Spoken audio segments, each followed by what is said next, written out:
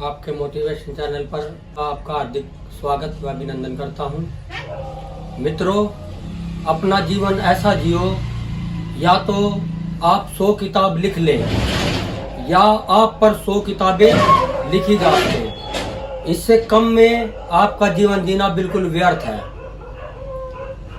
हम अमीर के घर में पैदा हुए या गरीब के घर में, हम काले पैदा हुए या गोरे पैदा हुए, ये सब हमारे हाथ में नहीं था।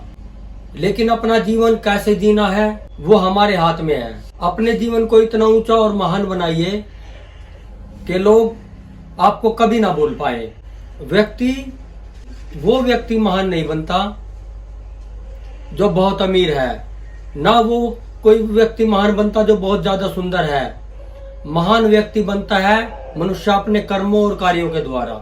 भगवान राम इसीलिए भगवान नहीं बने कि वो राजा दशरथ के पुत्र थे, ना ही भगवान राम इसलिए भगवान बने कि वो रघुकुल की संतान थे, वरन वो अपने कार्यों से महान बने। 14 बरस का वनवास काटकर जब भगवान राम अयोध्या में निवास करने लगे तो पूरी प्रजा आंख बिछाए बैठी थी। उनकी तीनों माताएं कैकेयी, सुमित्रा, कौशल्या, तीनों खड़ी हुई थी भगवान राम के स्वागत में कि कब भगवान आए और वो उनके दर्शन करें। ऐसे ही मित्रों, महान नहीं बना जाता। कैकेयी ने सोचा कि भगवान राम तो मुझे देखते ही आंखें फेर लेंगे, बड़ी ईर्ष्या से मुझे देखेंगे, क्योंकि ये सारा ही मेरा करा कराया है और मेरी वजह से ही राम को 14 बरस का वनवास हुआ। तो देखो कैसे व्यक्ति बहुत महान और भगवान बनता है। तीनों माताएं एक लाइन में खड़ी, एक तरफ सुमित्रा जिसके पुत्र लक्ष्मण ने 14 साल तक भगवान राम का वनों में साथ दिया, वह सुख दुख में जीवन के हर कठिनाई में उनका साथ दिया, और एक तरफ उनकी माता जननी कौशल्या जिन्होंने उनको जन्म दिया, और एक तरफ कैकेयी जिन्होंने उसको 14 बरस का वनवास दिया। उन्होंने पहले अपनी माता कौशल्या की तरफ देखा, फिर अपनी माता सुमित्रा की तरफ देखा, फिर माता कैकेयी की तरफ देखा।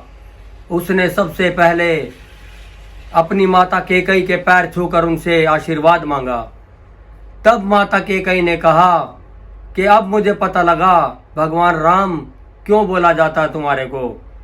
तुम्हें लोग भगवान क्यों कहते हैं, क्योंकि तुम वाकई में ही भगवान हो।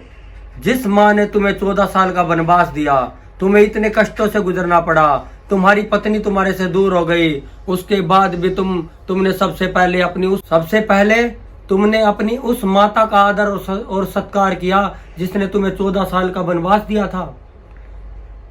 तो व्यक्ति ऐसे महान बनता है। मित्रों, भगवान कृष्ण कोई बहुत ज्यादा गोरे थोड़े न थे, उनका रंग सांवला था, श्याम रंग के थे, सबको पता है। कृष्ण का अर्थ ही काला होता है, परंतु वो अपने कार्यों से, अपनी लीलाओं से, अपने कर्म से और अपने ज्ञान से उन्होंने महाभारत में जो भूमिका निभाई, आपको सबको पता है कि उन्होंने गीता का ज्ञान दिया।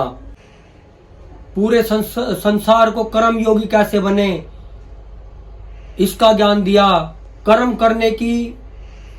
करने का जो उन्होंने ज्ञान लोगों को दिया है कि बगैर फल की इच्छा के कर्म करें, वो संसार कभी भुला नहीं सकता।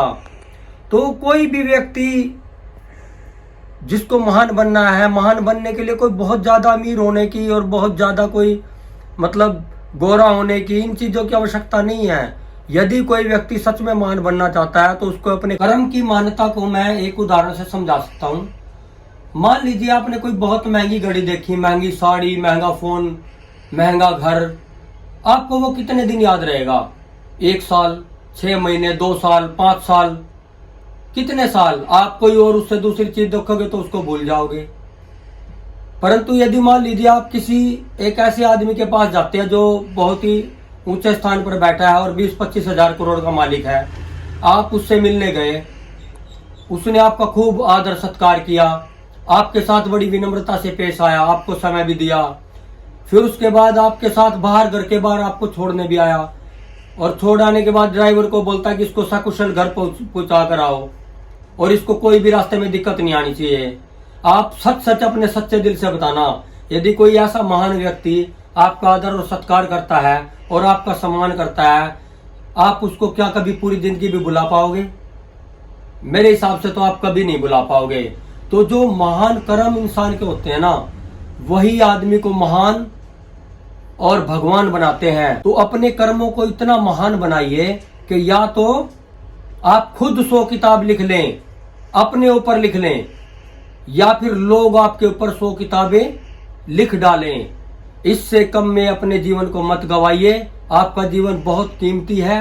आपको ये जीवन बड़ी प्रभु ने बड़ी जिम्मेवारी के साथ दिया है। आप इससे कम का जीवन जीना बिल्कुल व्यर्थ है। अपने जीवन को ऊंचा और महान बनाइए। धन्यवाद।